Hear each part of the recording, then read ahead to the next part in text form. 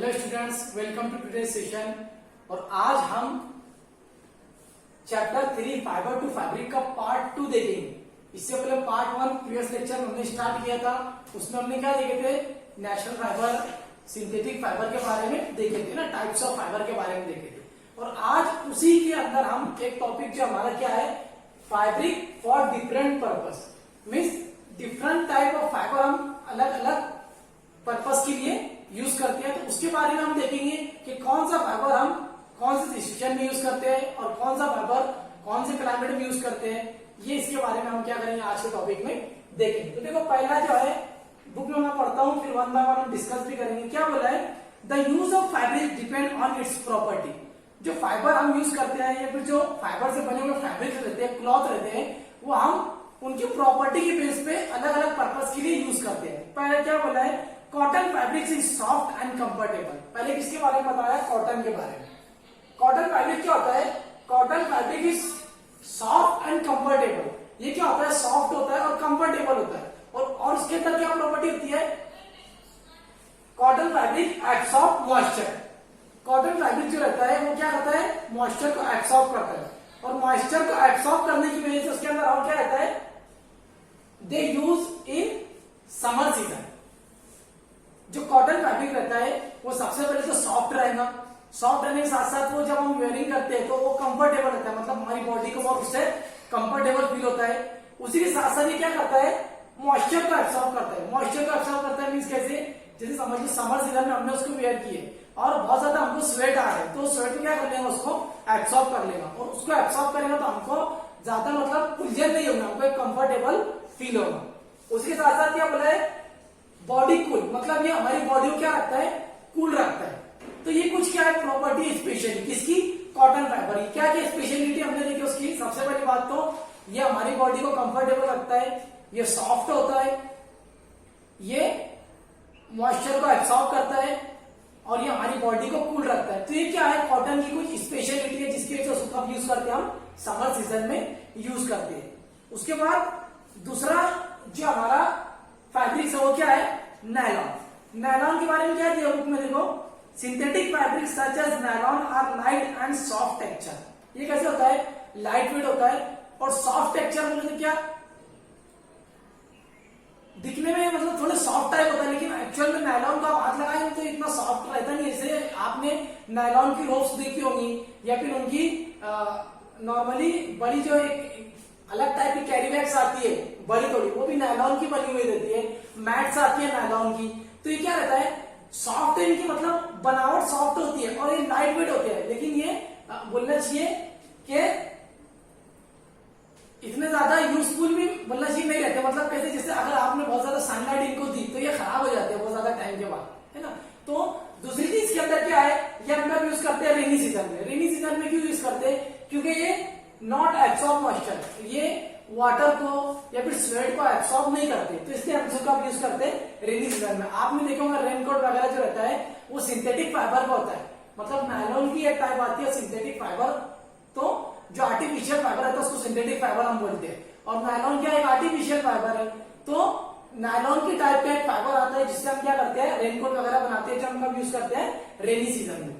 तो नायलॉन है या फिर सिंथेटिक फाइबर के अंदर हम क्या क्या याद रखेंगे, सबसे पहली चीज कि ये मॉइस्चर को एब्सॉर्ब नहीं करते। दूसरा, ये सॉफ्ट होता है, सॉफ्ट मतलब तो क्या, सॉफ्ट टेक्सचर होता है। और थर्ड क्या, लाइट वेट होता है ना, लाइट वेट होता है। और फोर्थ क्या, उसके अंदर क्या हम कब यूज करते हैं, रेनी सीजन में। ये था किसके बारे में, सिंथेटिक फाइबर, उसमें नायलॉन के बारे में। अभी जैसे नायलॉन है तो ये समर सीजन में हम यूज नहीं कर सकते, है ना। क्यों नहीं यूज कर सकते, क्योंकि समर सीजन में क्या होता है, बहुत ज्यादा स्वीटनिंग आती है, स्वीट आता है और ये मॉइस्चर को एब्सॉर्ब नहीं करता। तो समर सीजन में तो इसको यूज हम कर ही नहीं सकते। कब यूज करते हैं इसको, रेनी सीजन में। उसके बाद हमारा क्या, ऊल।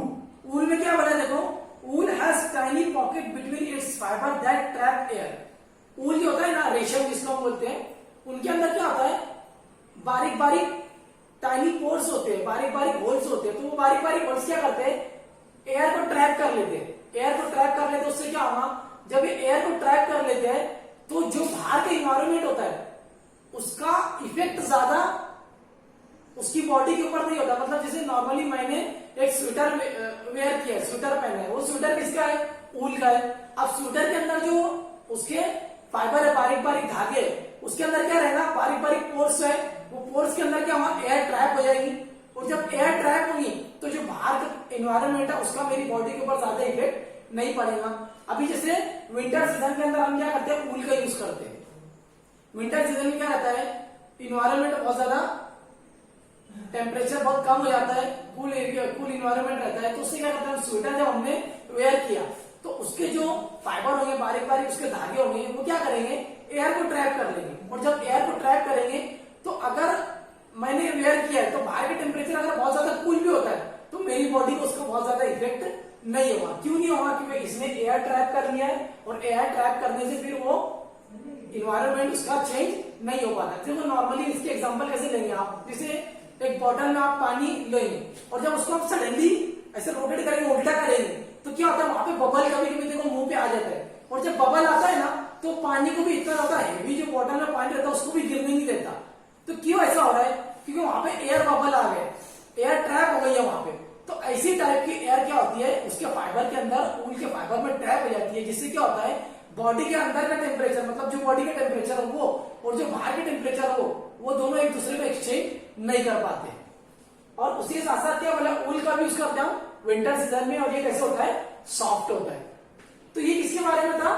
फैब्रिक फॉर डिफरेंट पर्पस, मतलब जो टाइप का फाइबर है उस टाइप के एनवायरमेंट में हम इसको क्या कर रहे हैं? यूज कर रहे हैं। कॉटन का देख लिया हमने, नायलॉन का देख लिया, और ऊल का देख लिया। ऐसे बहुत सारे और भी फाइबर है जो अलग अलग पर्पस के लिए यूज किए जाते हैं, वो आपको हायर क्लासेस में स्टडी करने को मिलेगा। इसी के साथ साथ देखो इन क्लास में क्या दिया वहां पे? टिक द करेक्ट ऑप्शन में, फाइबर्स ऑब्टेन फ्रॉम प्लांट और एनिमल आर डाइजेस्ट। जो फाइबर प्लांट और एनिमल से मिलते हैं उसको क्या बोलते हैं? उसको हम नेचुरल फाइबर बोलते हैं। वहां पे आप टिक कर सकते हैं।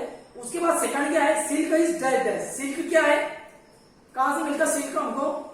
मैन मेड फाइबर है, प्लांट फाइबर है, या एनिमल फाइबर है? तो ये क्या है? सिल्क है, एनिमल फाइबर है। थर्ड क्या है? That are soft but do not absorb moisture. कौन सा ऐसा फाइबर है जो सॉफ्ट होता है लेकिन एब्सॉर्ब मॉइस्चर को एब्सॉर्ब नहीं करता? तो हमने देखे नायलॉन लाइट वेट और थोड़ा सॉफ्ट भी होता है लेकिन मॉइस्चर को एब्सॉर्ब नहीं करता, नॉट एब्सॉर्ब मॉइस्चर। तो उसका थर्ड का आंसर क्या रहेगा? सिंथेटिक फाइबर या फिर नायलॉन, क्योंकि नायलॉन क्या है? सिंथेटिक फाइबर है। फोर्थ क्या है? That is soft and comfortable to wear during the summer season. Summer season में कौन सा ऐसा फाइबर है, ऐसा फैब्रिक है जो हम यूज करते हैं? समर सीजन में क्या यूज करते हैं हम? कॉटन, जो क्या है? सॉफ्ट भी है और हमको कंफर्टेबल भी उसमें फील होता है। 5 क्या है? That has Chinese pocket between its fiber that trap air. कौन सा ऐसा फैब्रिक है जिसके अंदर एयर ट्रैप हो जाती है? तो वो कौन सा फैब्रिक है? ऊल है।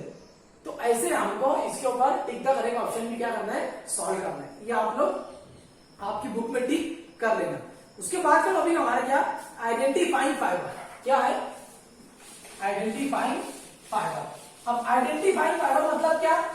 फाइबर को आइडेंटिफाई करना, मतलब फाइबर को देख के पहचानना कि ये फाइबर कॉटन का है, ये फाइबर नायलॉन का है, कि ये फाइबर ऊल का है। ऐसे नॉर्मली आप लोग देख के उसको आइडेंटिफाई कर सकते हो, लेकिन उसके लिए थोड़ा हमको एक्सपीरियंस की जरूरत होती है। और नॉर्मली अगर आप एक छोटे हो तो आपको इतना एक्सपीरियंस नहीं होगा आप देख के बता सके नायलॉन है, के ऊल है, के कॉटन है। तो इसके लिए कुछ उसने एक्सपेरिमेंटल बेसिस बताया है कि कुछ एक्सपेरिमेंट करके भी आप उसको आइडेंटिफाई कर सकते हो। देखो टॉपिक क्या हमारा?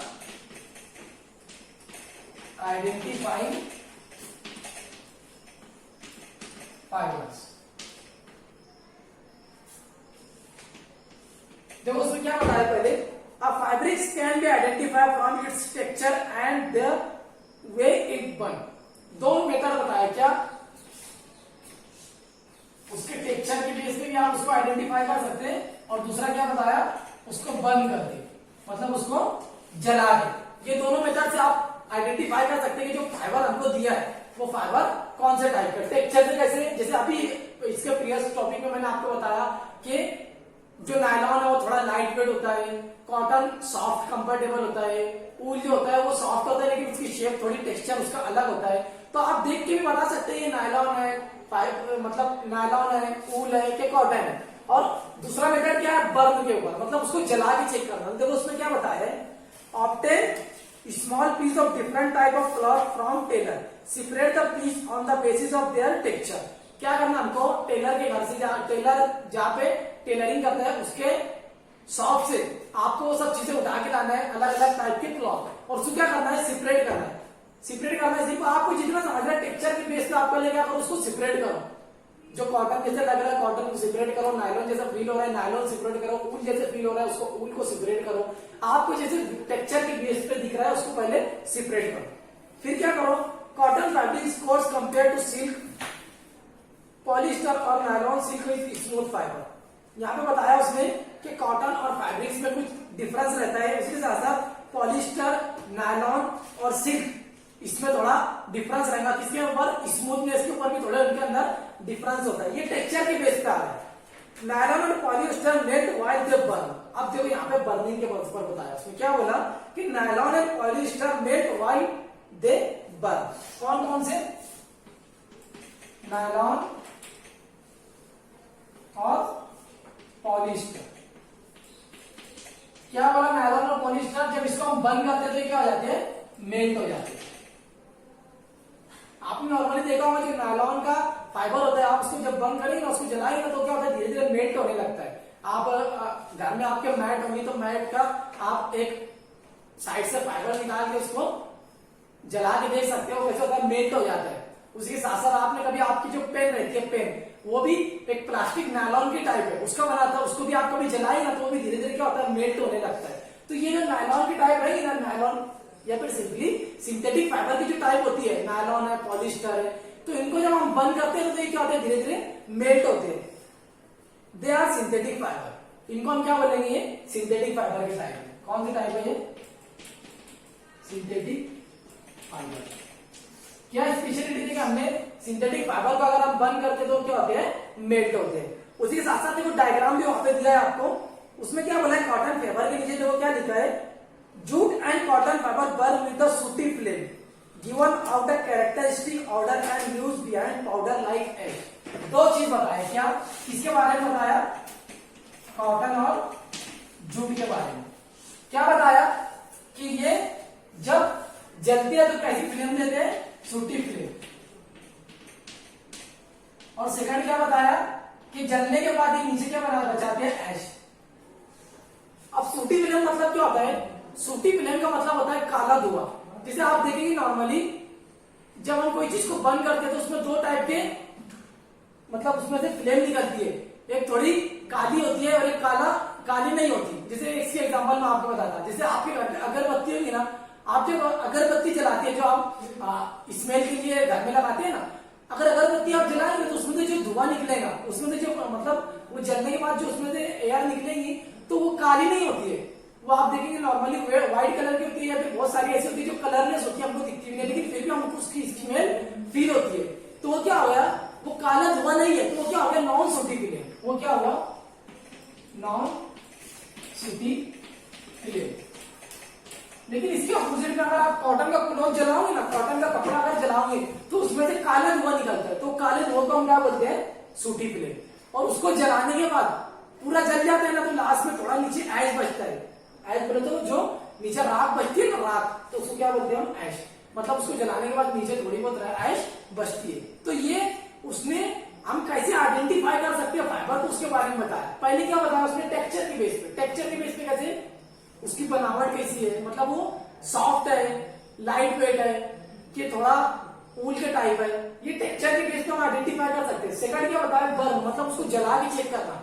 तो जब सिंथेटिक फाइबर को हम जलाते हैं तो क्या होता है, नायलॉन और पॉलिस्टर को मेल्ट होता है, और वो भी ऐसे एकदम आप देखेंगे ना, ऐसा ब्लैक ब्लैक उसके अंदर रॉड जैसा फॉर्म होता है। जैसा हम जैसे जलाएंगे ना तो वो जलेगा तो सही, लेकिन ऐसे ब्लैक ब्लैक ऐसे बारीक लेयर भी फॉर्म हो जाती है। तो किसमें आएगा, सिंथेटिक फाइबर में। और कॉटन में क्या, कॉटन में जलाने के बाद सूटी फ्लेम, मतलब काला धुआं आता है, और उसको जलने के बाद नीचे ऐश का होती है, फॉर्म होती है। किसमें, कॉटन और जूट के बारे में। तो ये था हमारा आज का टॉपिक, जिसमें हमने क्या देखे, दो चीज देखे। पहली क्या देखे, fibre to for different purpose, मतलब कौन सा फाइबर हम कहाँ पे यूज करते हैं, और दूसरा टॉपिक हमने क्या देखे, आइडेंटिफाइंग फाइबर, मतलब फाइबर को हम कैसे आइडेंटिफाई कर सकते हैं। इसके बाद का जो लेक्चर है हमारा पार्ट 3, उसमें हम क्या देखेंगे, प्लांट फाइबर के बारे में देखेंगे जिसमें कॉटन वगैरह आते हैं। तो आज हम यहाँ पे स्टॉप करते हैं, आज के लिए इतना काफी है।